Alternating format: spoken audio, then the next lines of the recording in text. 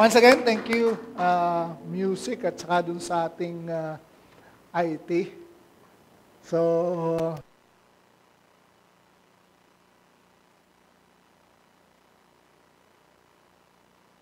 mawawala. Okay, so again, no, so gusto natin na kapag tayo po ay nasa church, 2 oras lang naman. So let's just for the next 2 hours, let's just focus our mind, our heart, 'di ba? Yung sabi nga ng Bible, 'di ba? Love, ituloy niyo, the Lord your God, ituloy niyo.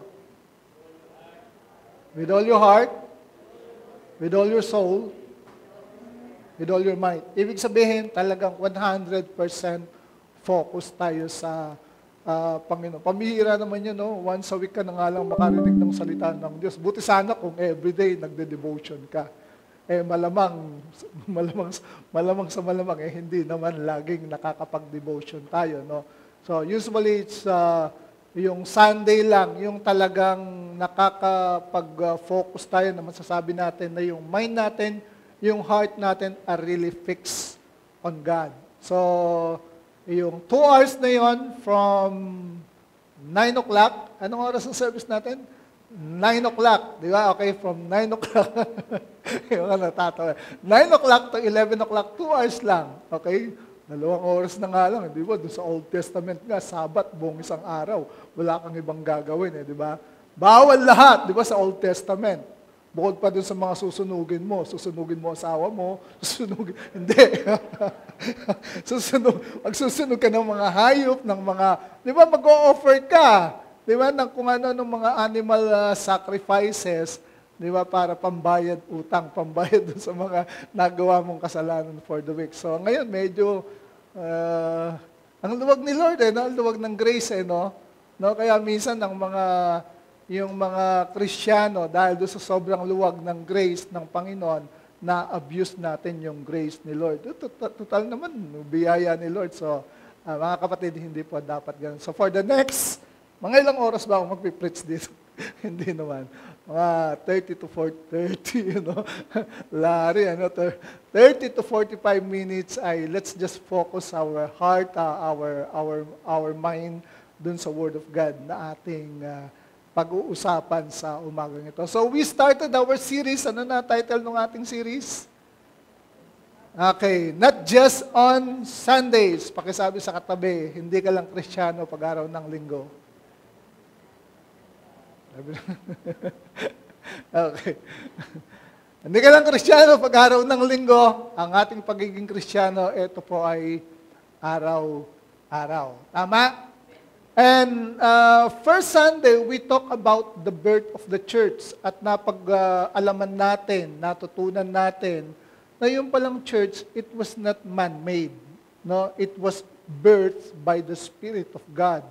Ang nagpanganak niyan, ang nagpasimula niyan, ay ang Espiritu ng Diyos. And it started on the day of Pentecost, araw ng Pentecostes na kung saan ay mula nung araw na yon, 50 days after the death, burial, and resurrection of our Lord Jesus Christ, wala na si Jesus sa lupa Nandun na siya sa langit, pero meron siyang kapalit.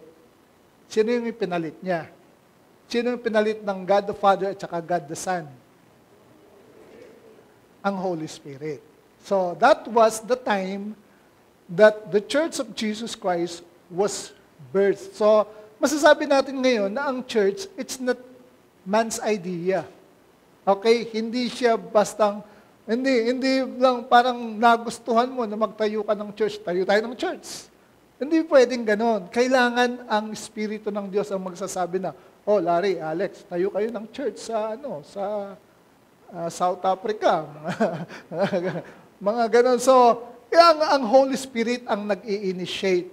Okay? At kapag sinabi nating church, it's not the building per se. Magandang may building, pero ang building, it's not the church. It's the people of God who are called the church. From the Greek word ekklesia, meaning, anong ibig sabihin ng ekklesia? The called out ones. Ang mga malalamig na ang mga malalamig na tinawag, hindi. Okay. ang mga cold, mga tinawag, hindi cold na, tingnan mo nga yung katabi mo, medyo salatin mo kung malamig yan. Baka nalalamig yan eh. Okay. Mainit ba? Okay. Pag malamig yan, ibig sabihin, patay yan. Okay, patay spiritually at saka physically. So, if you build on that foundation na church, lahat ng tumanggap kay Jesus Christ, no, nag-confess, nag-profess ng kanilang personal faith, acceptance kay Jesus Christ, tinanggap siya as Lord and Savior, then you belong to the church. Whether you are Catholic, Baptist, Methodist, Protestant, kung genuine yung acceptance mo, authentic, then you are a part of the church. No matter of yung religious denomination or background na meron ka. At ang maganda pa ron, mga kapatid, if you're part of the church, ito yung sabi ni Jesus Christ, upon this rock I will build my church. And, anong kasunod nun? The gates of hell will not prevail against the church. Meaning, if you're a part of the church, mga kapatid, part ka ba ng church? Then you are victorious. Hindi mananalo sa'yo si Satanas. Hindi ka pwedeng magapi ni Satanas. Minsan natutumba ka. Okay? That's fact. That's truth. Natutumba tayo. At times, namumroblema ka, ayaw mong mag-church. Pero ang Espiritu ng Panginoon, dahil siya yung tumawag sa'yo, itinatayo at itinatayo ka niya. So dapat, mga kapatid, klaro yun sa atin bilang church. Okay? So, pwedeng pakisabi ngayon sa katabi, part ka ng church. You're the church. Okay? Minsan kasi nagkakaroon ng branding eh, no? Oh, parang proud ka dun sa church mo kasi mega church. Mega church sila, kami may ganun lang. Okay? Mega church, may ganun. Okay. Pag maliit na church, may ganun lang. Eh, no? Pag malaking church, may mega church. Eh, no? So, nagkakaroon ng branding. Pero, mga kapatid, pagdating sa langit, wala namang branding eh. Di ba? Hindi ka naman tatanungin dito. Pagpunta mo sa gates of heaven, pearly gates, sasalubungin ka ni San Pedro. San Pedro talaga eh. May dalang susi, tsaka manok. Hindi, wala ha, baka maniwala kayo lahat. Ibig sabihin, hindi kayo nagbabasa. Hindi naman tatanungin siya na sabihin, anong church mo? Diba? Pillar po. Doon ka sa baba. Maliit na simbahan nyo. Kaya, anong church mo? Victory po. Dito ka. Kasi malaki yung, sikat yung church nyo. Dito ka sa taas. Ganun ba? Hindi. Tatanungin ka ni San Pedro, bakit kita papapasukin dito sa langit? Anong sasagot mo? Pag mali ka ng sagot.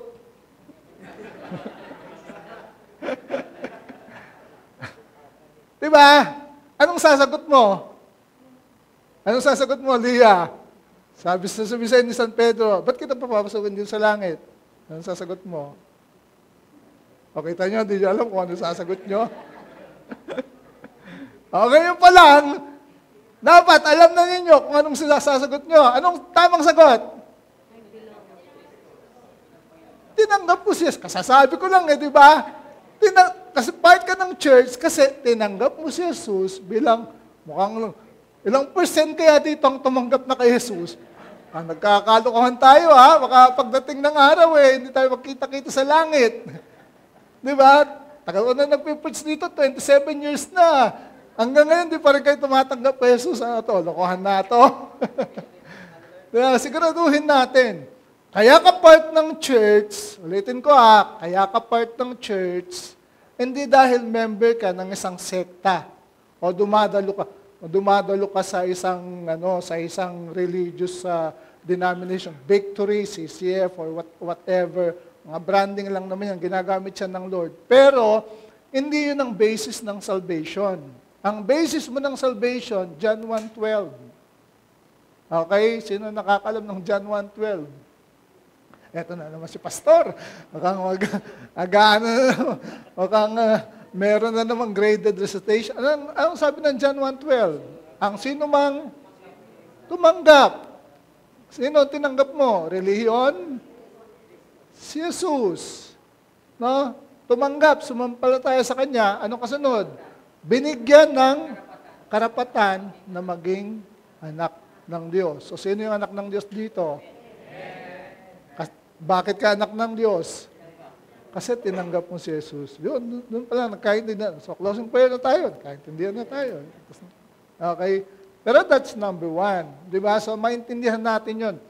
We are the church. Christ's body. Kasi maraming ang family of God, body of Christ. Yan yung mga metaphor na ginagamit ng Word of God. No? Tinatawag siya na body of Christ or katawan ni Kristo kasi tayo naman yung nagre-represent kay Kristo, the head, dito sa lupa. So, it was birthed by the church, so if you build on that foundation, Jesus Christ, hindi ka pwedeng gapiin. Kaya sa totoong Kristiyano, hindi uso, hindi totoo yung backslide. Okay? We do not use the term backslide. Ay, nag-backslide yun. Hindi na siya ligtas. Ano ka ba? Nawawala kaligtasan mo? Ano yun? Nagbago isip ng Diyos, tinanggal niya ang ano mo, ang kaligtasan. Nung una ligtas ka, ngayon hindi ka naligtas. So, nagbabago ang isip ng Diyos. Okay. So, secondly, we talk about yung ministry of the church. Yung ministry ng church, it's twofold. No? Dalawang bagay siya. Yung isa ay yung internal, yun yung diniscuss ni Pastor Anitz last Sunday. At ito yung tinatawag nating body ministry or ministry natin dun sa church. Yung tinatawag na one another commands. Pray for one another, di ba? Encourage one another, ano pa? Love one another, yung mga one another commands of the Bible. It's body ministry. Yun yung isang ministry ng church. It's more on internal. Okay? Pero meron pang isang ministry ang church. Yung internal, yung body ministry, it's more on sa loob, four corners of the church building. Meron pang isang ministry ang church. Yun yung outside. Okay? Yun yung ministry natin dun sa unchurched people. Those who doesn't belong yet dun sa church. Kasi dito sa mundo, dalawa lang yung classification o category ng mga tao. It's either you are lost, ano yung isa? Or you are found. Okay? Lost, kasi wala ka pa kay Christ, pero ngayon, you are already found because you are already in Christ. Remember the song, Amazing Grace? Sing grace. No, sige. How sweet the sound that saved like me. I was once lost, but now I'm found. Okay. So, ano category mo ngayon? Are you lost or are you found? Okay, you're already found kasi nandun ka na dun sa sheepfold ng Panginoon. Pero, meron pa rin nandun sa outside world na they belong. Di ba, tinawag din ng Panginoon, pero kailangan ang church i-reach out sila. Kaya ang second ministry ng church is yung external o yung outside of the church. Yun po yung pag-uusapan natin today. Yung second ministry of the church, which is the ministry dun sa mga unchurched people outside of the church. So let's start reading. Tayo pong lahat ay tumayo for the reading of our text, of our scripture this morning. Psalms 78 verse 1 hanggang 7. Let's read from the NLT translation of the Bible at makikita ninyo kagad dyan na merong ibang color. Ibig sabihin, bibigyan natin yan ng emphasis. Verse 1, let's start reading. O my people, listen to my instructions.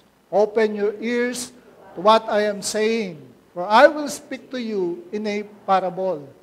I will teach you hidden lessons from our past, stories we have heard and known, stories our ancestors handed down to us. We will not hide these truths from our children. We will tell the next generation about the glorious deeds of the Lord, about His power and His mighty wonders. For he issued his laws to Jacob, he gave his instructions to Israel, he commanded our ancestors to teach them to their children, so the next generation might know them, even the children not yet born, and they in turn will teach their own children. So each generation should set its hope anew on God, not forgetting His glorious miracles and obeying His commands. Very clear kagad from these Psalms, tatlong beses na-mention yung next generation, yung ating children and children's children. Ano yung sinasabi sa atin dito? Na dapat yung truth na hawak-hawak ng generation, etong generation na to, hindi lang niya sosolohin, kundi ito ay papasa niya doon sa next generation, para yung generation na yun, they will know the truth, and then the next generation, from that generation, ipapasa pa rin, so that every generation, ang sabi niya, naiintindihan nila at nalalaman nila yung truth about the glorious deeds and mighty deeds of God.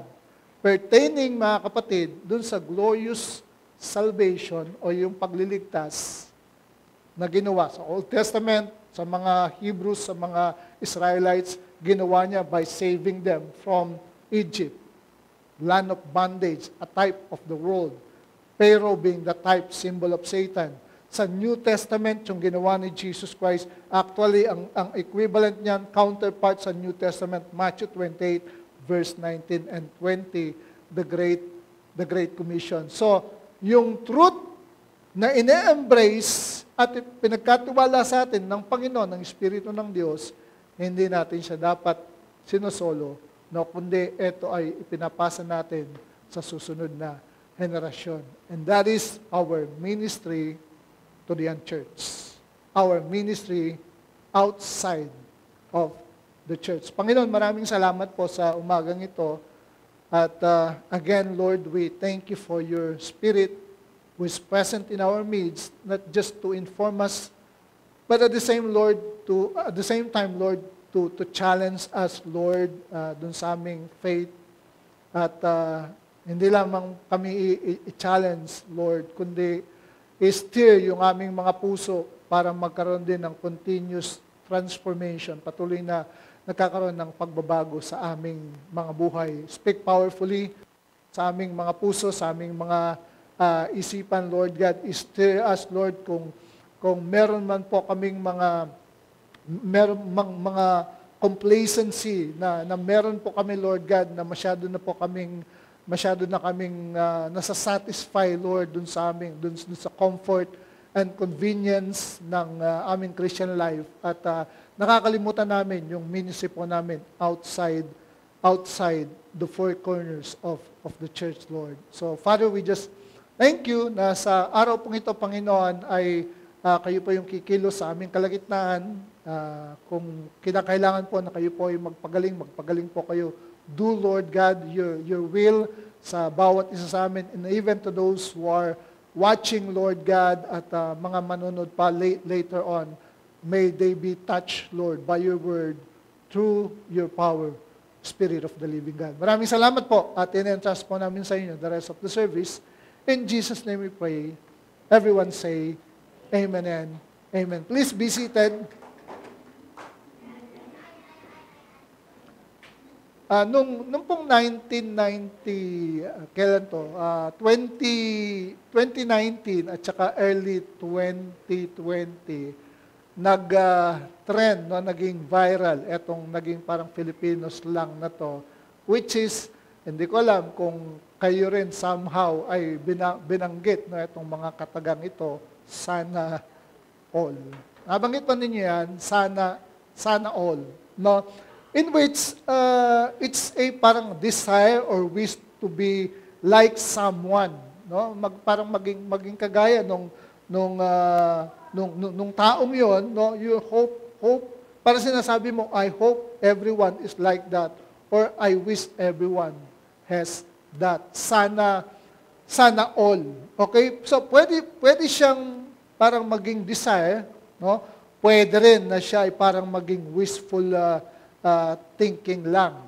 Pwede rin naman siya maging platform of inspiration na gusto mo na maging ma-attain mo yung success na na-accomplish ng isang tao.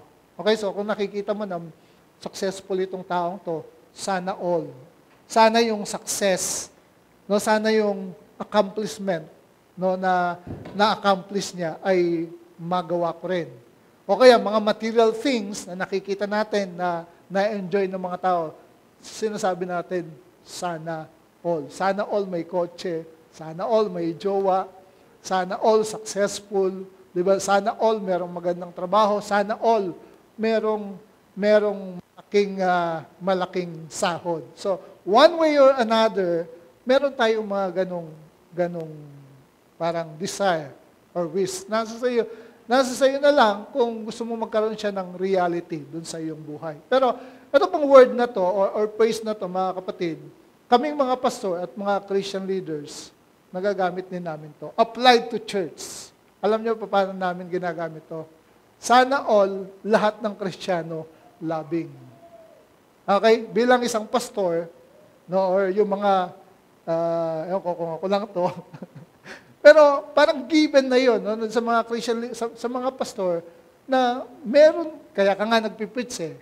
Kaya nga pinipreach natin yung Word of God. Kasi meron kang gusto na makita or ma-accomplish dun sa buhay ng mga pinagpipreachan mo ng Word of God. So our desire is, sinasabi namin na sana all, lahat ng Kristiyano ay obedient.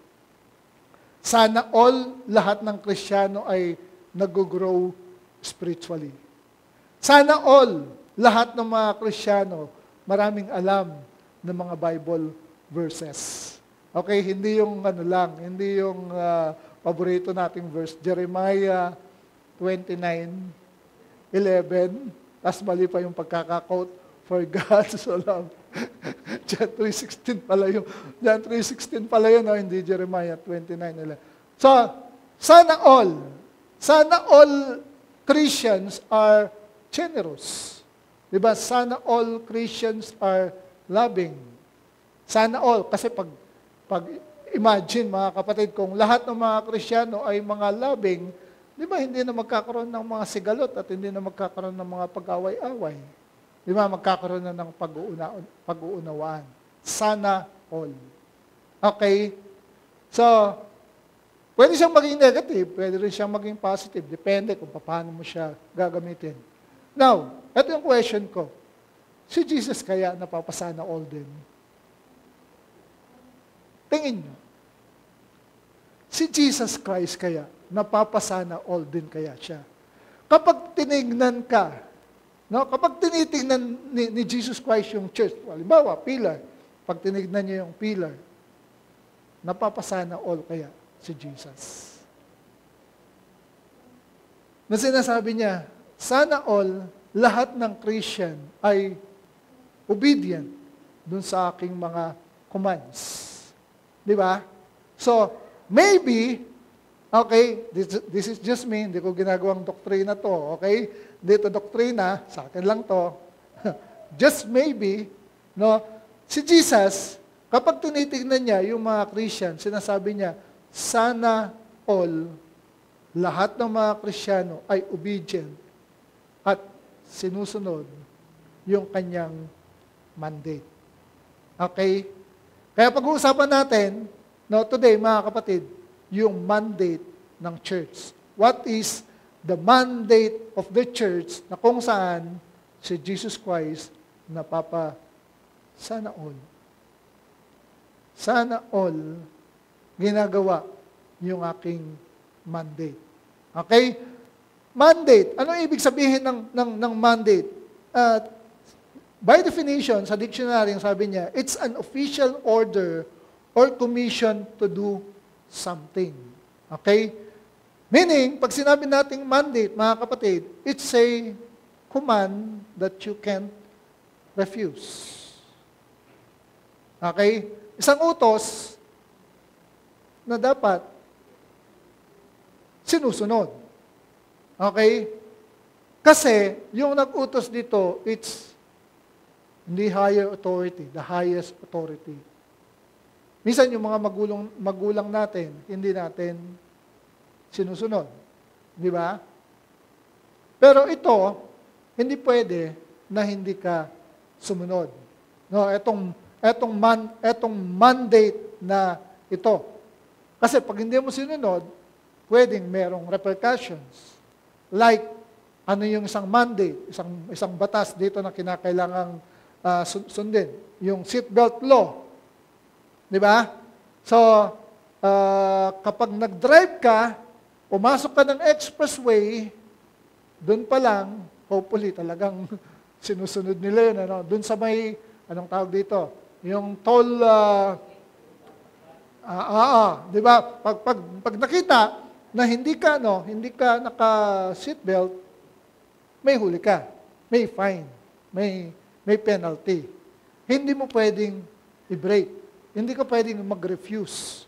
Kasi high authority or authority ang nag-declare noon.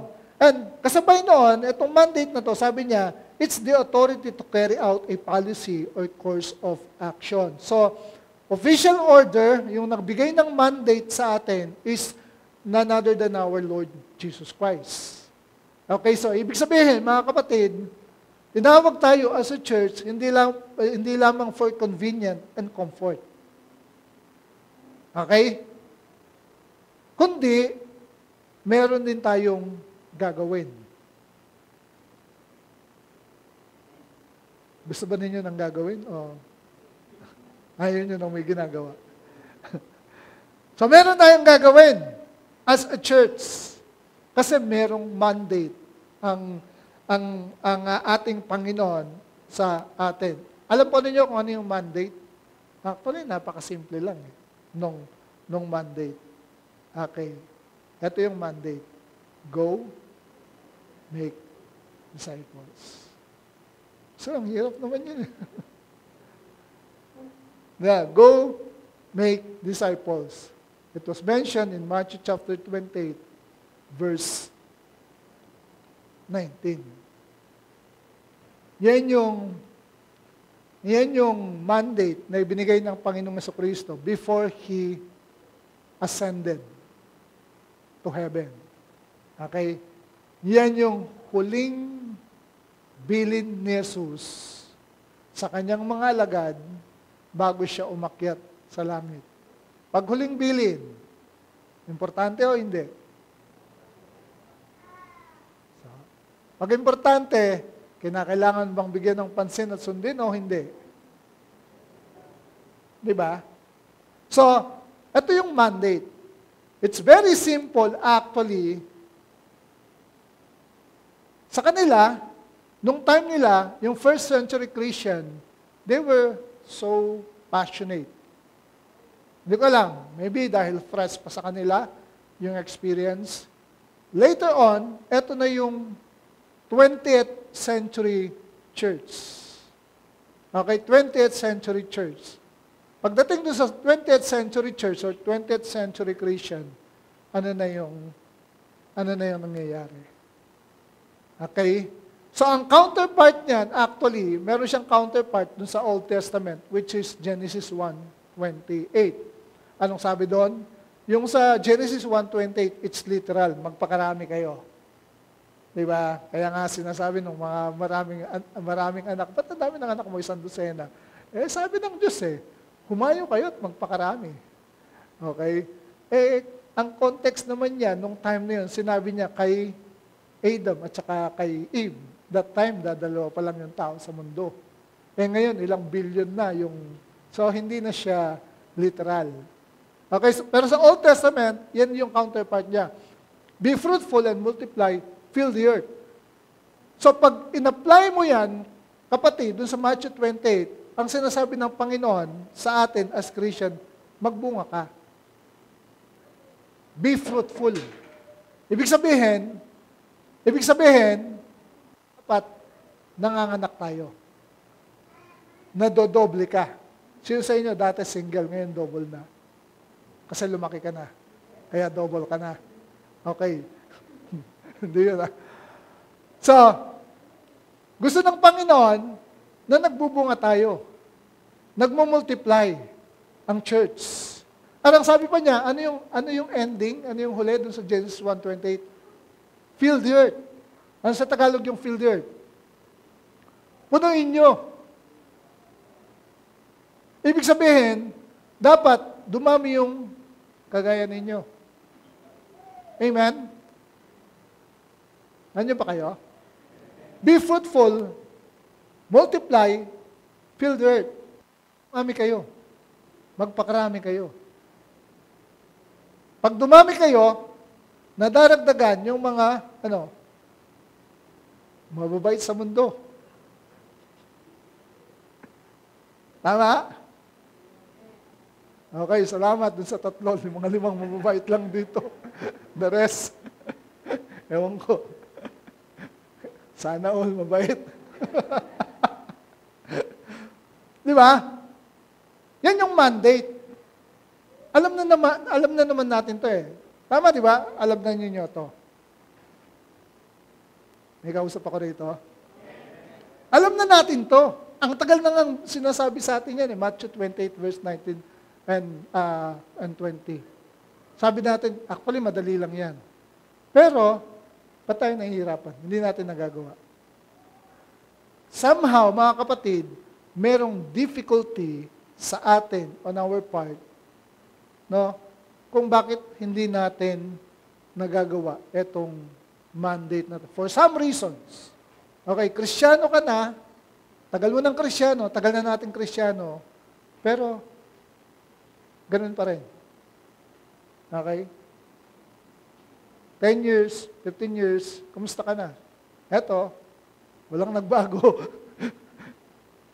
Meron naman, pakitapik sa kanya, maraming nagbago sa akin. Maraming nagbago. Tahimik ka. Tahimik ka, no?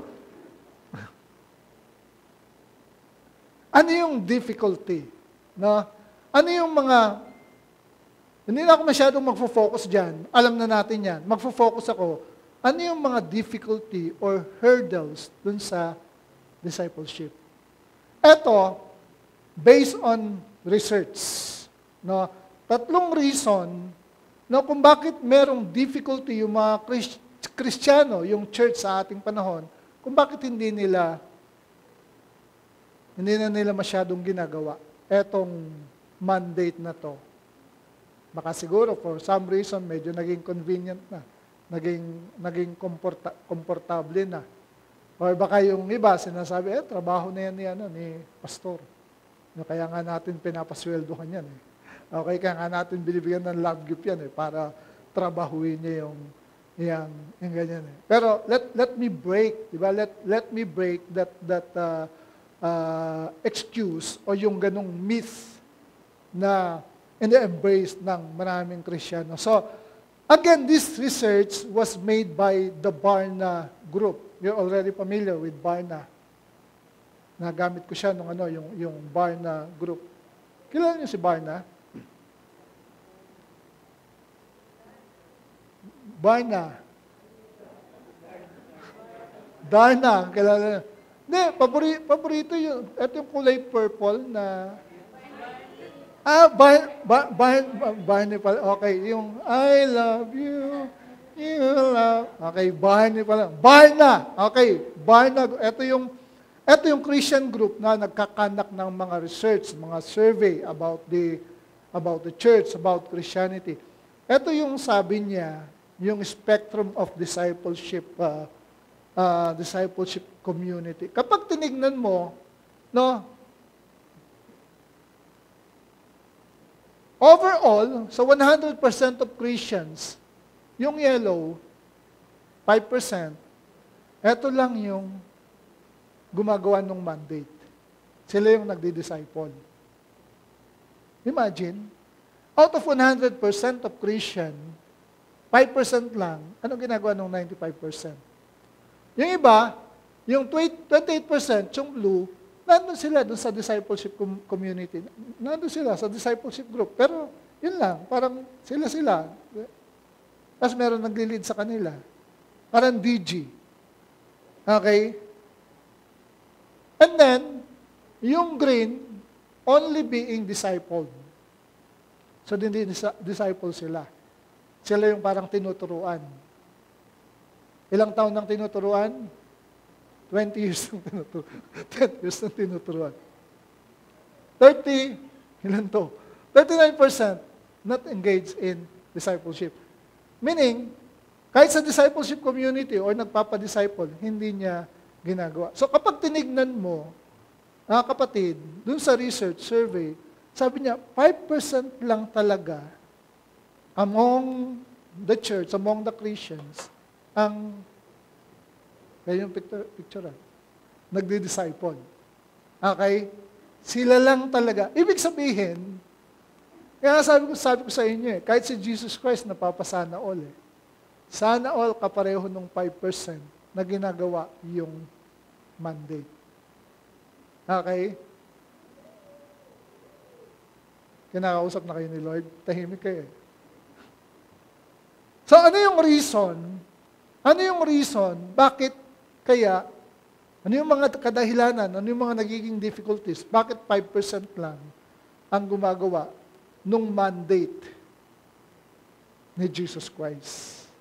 Kasi parang ngayon, parang parang sinasabi na okay na yung simba. Pero let me give you 3 reasons, major reasons coming from this survey kung bakit ang mga Kristiyano sa panahon natin ay hindi ginagawa for some reason yung mandate ni Jesus Christ. Number 1 is lack of confidence. Meaning, bakit ako? Bakit ako? Hindi naman ako mahusay Wala akong masyadong alam sa Bible. So, when someone asks you, ba't di ka anyway, gusto kong balikan ng konti. Pag sinabi natin, doon sa sinabi ni Jesus Christ na, go and make disciples, ang discipleship, meron siyang 3, anong tawag dito? Proseso. Okay? Yung parang pinaka-package. Based on Matthew 28 verse 19. Yun yung sharing the gospel. You share the gospel. Pero hindi doon nagtatapos. Second is, baptize them. Baptismo nyo sila. And then pangatlo, teach them to observe. Turuan ninyo sila na gawin. Or in other words, teach them to follow me. Okay? So kaya ka nagdi-disciple kasi yung winitnessan mo, sinyera mo ng gospel, naging Christian, nabaptize, tinuturuan mo siya ngayon na sumunod kay Jesus Christ. So yun yung 3 process o yung package para masunod yung discipleship. You don't just share the good news. No, you share it, yun yung una, and then pag tumanggap, we baptize them in the name of the Father, Son, and Holy Spirit. And then pangatlo, tinuturuan natin sila to follow Jesus Christ. Okay? That's being a Christian. Kaya nga Christian follower of Jesus Christ. Okay, so, lack of confidence, mga kapatid, bakit ako? Hindi ako mahusay, hindi ako magaling, hindi ako maboka. Wala akong masyadong alam sa Bible. So kapag sinabi mo yung isang Kristiyano, bro, mag-disciple ka. Ba't ako? Di ba? Hindi kasi ako mahusay. Hindi ako magaling.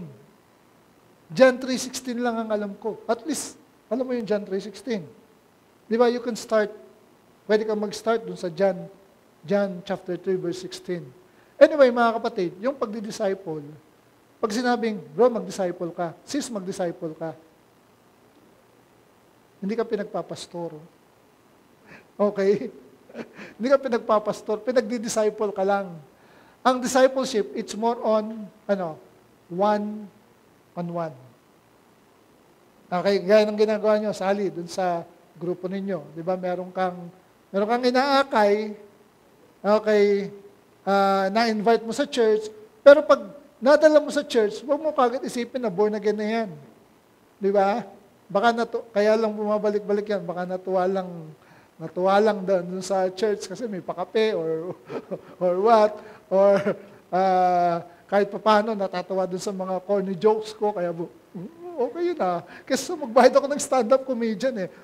Doon na lang sa church. May jokes din pala sa simbahan eh, no? So, corny jokes nga lang. Okay, so lack of confidence, meaning, kaya ayaw niyang mag-disciple, iniisip niya, magpapastor siya. Kapatid, hindi ka magpapastor. Okay, mag-aakay ka lang ng isang kaluluwa sa Panginoon at tuturuan mo siya kung paano sumunod sa Kanya, kung paano ikaw ay sumusunod din kay Jesus. Amen. Sino dito, pwede ba makita ang mga kamay ng mga sumusunod kay Jesus? O yun. Kung paano kang sumusunod kay Jesus, ganun lang din ang gagawin mo dun sa akayin mo. Di ba? Una, invite mo sa church, di ba? Pag naboborn na ganyan, di ba? So, one-on-one mo, tuturuan mo kung paano magbasa ng Bible. Babasa ka ba ng Bible? O, turuan mo ngayon magbasa ng Bible. Nagpe-pray ka ba? O, turuan mo ngayon mag-pray, di ba? Nagso-soul winning ka ba? O, turuan mo ngayon mag-soul winning. So, yun yung mga ginagawa mo as a Christian, turo mo sa Kanya. Okay? So, ang solution dito, sa lack of confidence, na parang sinasabi natin, hindi ako equipped. Kailangan ko munang mag-aral ng Bible school bago ako mag-disciple. Hindi mo na kailangan mag-aral ng Bible school. Okay yun. Di ba kung feeling mo, tinatawag ka ni Lord para magpastor, pwede kang mag-Bible school or maging isang Christian leader. So, lack of confidence. Ano yung solution dito sa lack of confidence? Basa. If you are serious to obey Jesus' command, ask one of your leaders to guide you and teach you how to do it.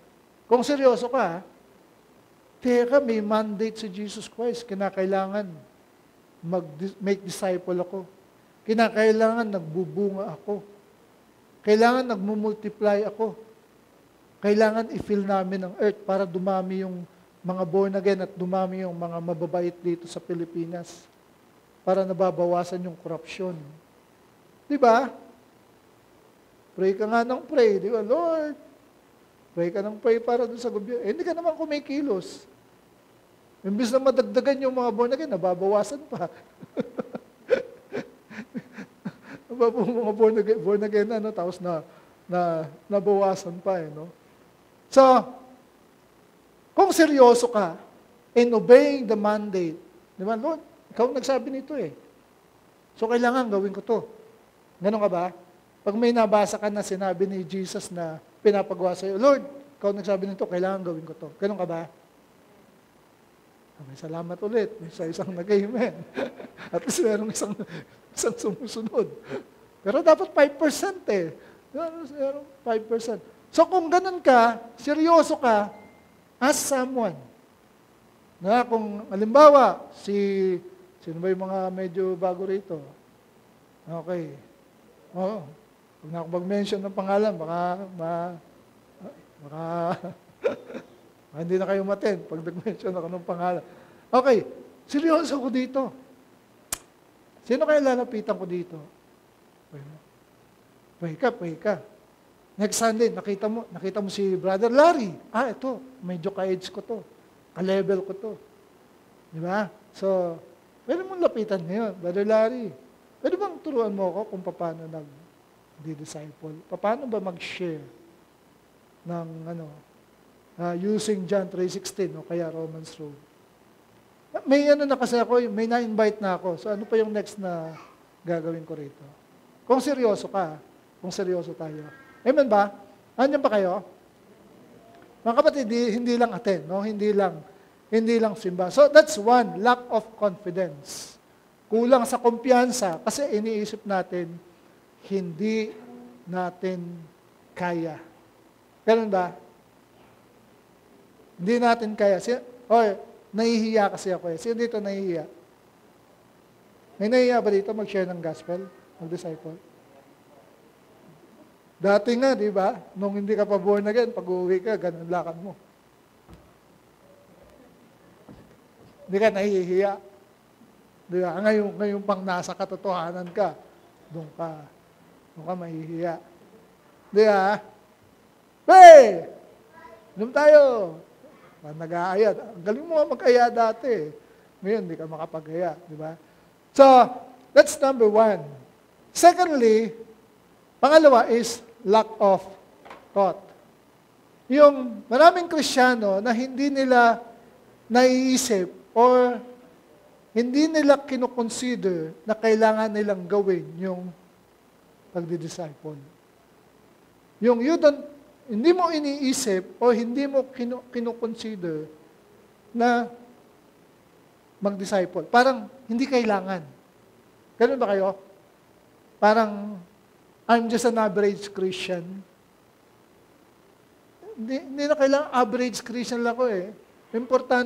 Importante lang yung makita ko ni Pastor pag Sunday na umaattend. Okay sa akin yun. Nakikita kita pag Sunday. Pero okay ba kay Lord yun? Di ba? Na hindi mo sinusunod yung mandate niya. Ako bilang isang pastor, natutuwa ako na makikita kayo sa church every Sunday. Pero yung pagsunod dun sa mandate ng Panginoong Jesucristo of making disciple at hindi mo yung ginagawa, hindi mo kinoconsider, matutuwa kaya si Lord sa iyo. Baka again, ang sasabihin niya ay, sana all. Diba? So, iniisip mo na average Christian ka lang at dahil average Christian ka lang, it's not my responsibility. Parang ganon. Marami kasing ganon eh. Average na, yun nga. So parang sinasabi natin na, hindi ko responsibility yan eh. Okay? Responsibility yan ng mga leaders sa church. Mga kapatid, basagin natin yung ganong pangangatwiran kasi ang mandate, etong mandate na to, it's for all. Para sa lahat. Okay? Para sa lahat ng Kristiyano. Amen? Para yan sa lahat. If you consider yourself as Christian, no, yan ay para sa'yo. So, lack of thought. Anong solution dyan? Know and understand that disciple-making is commanded to what? To every Christians. Sino yung Christian dito? Okay. So, yan. Para lahat sa atin yan. No, yung mandate na yan. And besides, sabi ni Jesus, come, follow me, ano yung kasunod? I will make you fishers of men. Sumunod kayo sa akin at kayo gagawin kong tagapamalakaya ng tao. Fishers of men. That's the second reason, lack of thought. So, consider mo na ngayon. Di ba? Isipin mo na ngayon na, kailangan kong gawin to. And then, thirdly, third reason na sinasabi natin is lack of opportunity. Lack of opportunity, isa lang ibig sabihin yan. Ang madalas sinasabi natin ay, wala kasi akong time. Di ba?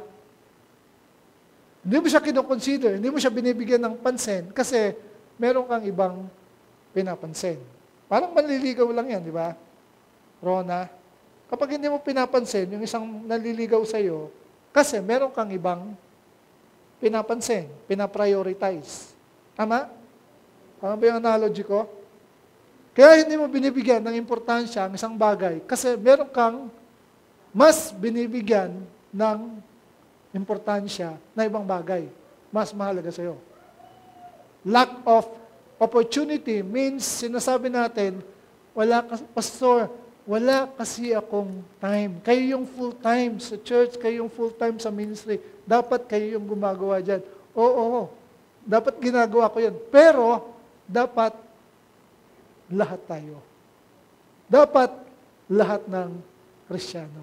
Amen ba? So, being busy is not an excuse. Okay? Kasi kung nasa work ka, meron kang kasamahan doon na pwede mong i-disciple. Di ba? Kung nasa palengke ka, habang nagtitinda ka, meron kang kasamang pera na pwede mong i-witnessan at i-disciple. Mga estudyante, asan yung mga estudyante rito? Okay. Asan dito yung mga estudyante? So, meron kayong mga kaklase na gusto nyo bigyan ko kayo ng opportunity. Meron ba kayong mga friends, mga unchurch pa? Mga kaibigan na, ibig sabihin, ano pa? Wala pa kay Lord. Hindi pa sila found. Lost pa rin sila. Meron ba? O wala na kayong kaibigan. Lahat ng kaibigan nyo nasa church na. Wala akong kaibigan na unbeliever kasi hindi ako nakikipagkaibigan sa mga unbeliever. Okay, wala ka talagang ano noon. Pag ikaw wala kang kaibigan na unbeliever, alam mo dapat sa'yo, tanggalin ka na sa lupa. Dalhin ka na sa langit. Kasi wala ka na silbi dito sa lupa eh. Di ba? Sabi ni Jesus, we are in this world, but not of the world. Nandito pa tayo sa lupa, pero hindi tayo taga-lupa. So hanggang nandito ka pa sa lupa, meron pang pinagagawa sa iyo si Lord. Okay? Sa sino sa inyo, meron pa rin mga kaibigang mga marites, mga tolits, mga mababait na kapitbahay, mga kaklase, meron pa kayong mga kaibigan. Meron pa, di ba? Hindi mawawala yan. Okay? So, sabi nyo, lack of opportunity. Bigyan ko kayo ng opportunity. Next series, ito. Next month, ito yung series natin.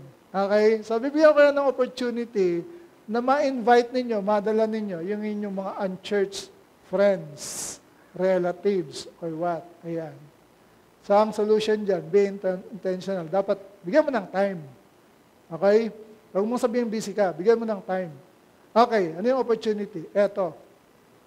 Yan yung next series natin. Month of, anong month na? Lilitaw na niyan si ano. Buti pa si Jose Marichan, consistent eh. Mga Krisyano, hindi consistent. Yan yung gagawin natin series. Bring them to Jesus. Bring your friends to Jesus. Parang bring a friend Sunday. Okay? The whole month of September. Yan yung gagawin natin. Bibigyan ko kayo ng opportunity. Bibigyan namin kayo ng opportunity na yung mga kaibigan ninyo ay madala ninyo sa Panginoon. Invite them, bring them to church. At yun yung gagawin natin parang pinaka-key verse. Matthew chapter 14, verse 18. Bring them here to me, sabi ni Jesus. So, yan yung tatlong reason, mga kapatid, kung bakit nagkakaroon ng difficulty in following the mandate. Lack of confidence, lack of thought, and lack of opportunity. Pero, again, sabi ko sa inyo, minsan, talagang we need to be intentional. Diba? We need to parang bigyan ng importansya, i-prioritize itong bagay na to. Kasi kung maintindihan natin yung kahalagahan nito na nag-i-invest tayo eternally. No? There's an eternal investment. Lately, familiar tayo dun sa yung Paris Olympics, 2024 Paris Olympics. At dito sa Pilipinas, alam natin, di ba, na merong nanalo ng gold medal. Wala natin pag-usapan yung mga issues, yung mga ano sa pamilya niya. Focus tayo dun sa naging accomplishment netong mamang to, si Kaloy Yulo. Di ba? So, ano yung mga naging parang prizes? Di ba? Yan yung mga, kung updated na yan, yung nakuha kong picture. 10 million, 3 million, Gold Olympic, house and lot, 24 million condo, lifetime buffet sa restaurant, lifetime engineering design, parang hindi pa updated yun. May pasasakyan pa. Di ba? So, lahat tayo, kapag tinignan natin yung accomplishment na itong mamang to, na-amaze tayo. Sinasabi natin, sana all. Di ba? Napapasana all. Pero behind the scene, before mag-take place itong event na to, mismo, yung sinasabitan siya ng gold medal, alam ba ninyo kung ano yung nangyari? Alam ba natin? Diba, we want the perks, we want the convenience, we want yung comfort and all, yung pleasure. We want yung mga parang rewards. Pero bago dumating yun, we all want success. Success sa church, gusto natin ng growth. Pero before that, merong kinakailangan gawin. There's always yung tinatawag nating price to pay before gaining the actual price. Tama? Nagigets nyo? Nandiyan pa kayo? Malapit na tayo matapos, so hold on lang. Meron lang akong gustong i-drive sa inyo. Bago yung gintong yan, imagine ninyo kung anong pinagdaanan nitong si Yulo. The preparation, discipline, training, heartaches, physical pain, lahat ng yon. Di ba? Yung years of training na pinagdaanan niya bago niya ma-achieve yung goal. So tayo kaya, as Christian, kapag ginawa kaya natin, sinunod natin yung mandate ni Jesus Christ na make disciple, kagaya ni Yulo, meron kaya rin tayong reward na matatanggap? Tingin nyo, kapag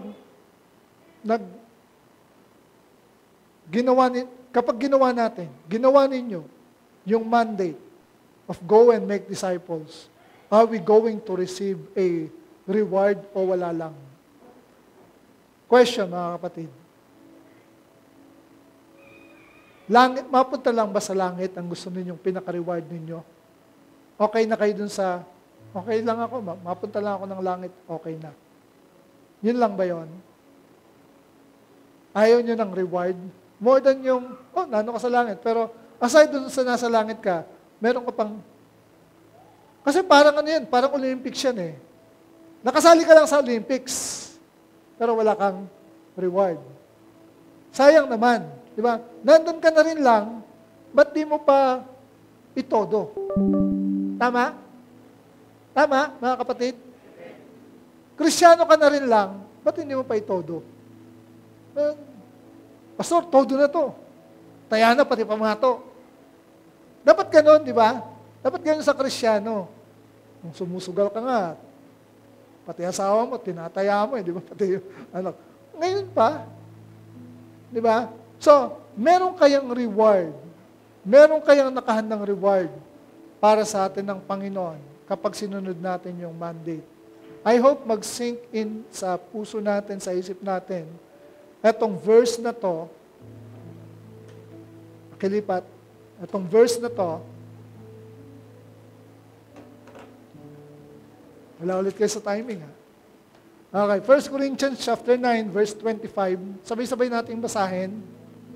All those who compete in the games, sa Olympics, ha, use, self-control, endurance and all, so they can win a crown, yung gold.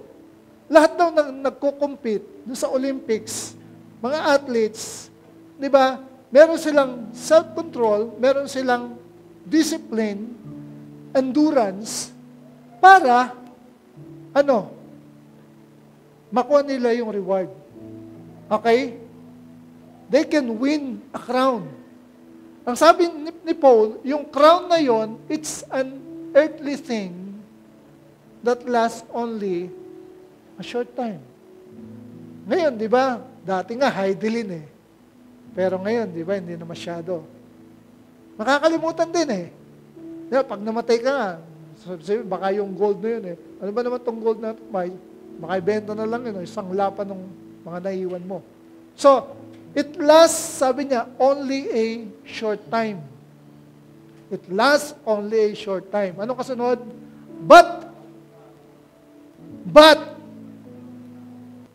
our crown na marireceive natin when you obey the mandate of go and make disciple, you will receive a crown, a gold medal that will never be destroyed. Now, kung pinaniniwalaan mo to, kagaya ni Carlos Yulo and all, tinodo niya eh. Kasi alam niya, kapag ginawa niya binigay niya yung best niya, meron siyang matatanggap, may reward. The same way with us, mga kapatid, as a church. Hassle naman yun, no? Halos lahat pagdating doon sa langit, Jesus, lahat, kinokoronahan, may gold medal. Di ba? May gold. Nilampasan ka. Alam mo yon? Di ba? May gold. May gold. Kasi ginawa yung mandate eh. Kaya lang pagdating sa'yo, Brother Angel, nilampasan na naman. Nagets nyo? Nasa langit ka. At least nasa langit ka pa rin. Consolation prize. Pero hindi ba mas maganda? Okay, hindi ba mas maganda na nandun ka sa langit and then you also have a crown. Mismong si Jesus, nilalagay sa yung crown, sabi niya, that will never be destroyed. Amen po yun? So, hopefully, may isa pa yan.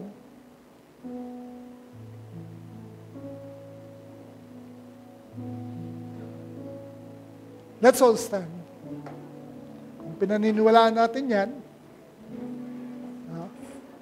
I hope hindi natin yan basta-basta bibitawan. So, nandun na yun sa puso natin, nandun sa isip natin na, kailangan, I will make disciple. I need to bear fruit. I will multiply so that the earth will be filled. The earth will be filled with sons of God. Amen po. Praise God. Thank you, God. Thank you, Lord.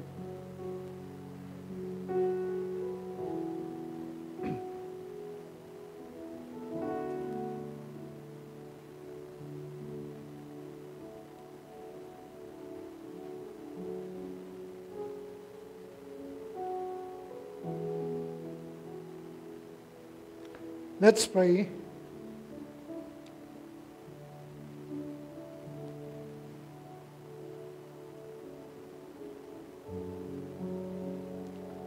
Panalangin po namin na mag-iwan po ng marka sa aming mga puso, sa aming mga isipan, Panginoon, itong series na to, not just on Sundays, na ma-realize po namin, Panginoon, na yung pagiging Kristiyano po namin, it's 24 hours a day, 7 days a week, Lord. At saan man po kami naroon, whether sa school, sa community, sa marketplace, sa neighborhood, Lord, we will be a witness. Kami po yung magiging salt dun sa lugar na yon, na kung saan, Panginoon, ay kami po ay magsisilbing testimony ng inyong kabutihan, ng inyong kagandahang loob, ng inyong pagmamahal. Father, I pray that your Holy Spirit will birth into our heart the passion, Lord. Yung pong passion na alam namin nandun na since the time na kami po ay makakilala sa iyo. But somehow, for some reason, Lord God, it remains dormant for a long time. Hindi po namin nagagawa, pero nandun pa rin yung pangungusap po ninyo. So today, Lord, we want to make a fresh start, a clean slate, Lord, na kung saan ay sasabihin namin sa inyo na, Lord, hindi po kayo nagbibiro dun sa inyong mandato, at kung kinoconsider ko yung aking sarili na as part of your church, part of the body of Christ, dapat lamang po na isa po ako sa gumagawa netong mandate po ninyo na ito. Nang sa gayon ay hindi po kayo napapasana all. Kapag tinitingnan po ninyo ako ay hindi po kayo mapapasana all, etong Kristiyanong ito ay sumusunod dun sa aking mandate. Lord, maraming salamat po dun sa inyong pangungusap, and the result I entrust to your Spirit. Really, it's your Holy Spirit, Lord God, that will speak to our heart, O Lord God, and it's the Holy Spirit that will transform, Father God, our lives, O God. So marami pong salamat, Panginoon, at sa inyo po ang papuri. And Father, I just continually declare na kami po ay isang disciple-making church, O Lord God, na kung saan, Panginoon, ang vision po ninyo sa amin ay maging isang influential disciple-making church here in the Philippines and beyond, O God. Dinideclare ko po ito na hindi lang po ito sa papel, kundi mangyayari sa actual, in real life, Lord God. Sa aming panahon, para yung susunod pong generasyon sa amin, Lord God, they will continually pursue that advocacy, that mission, Lord God. Salamat po sa inyong papuri sa pangalan ni Jesus. And everyone say, Amen. Amen.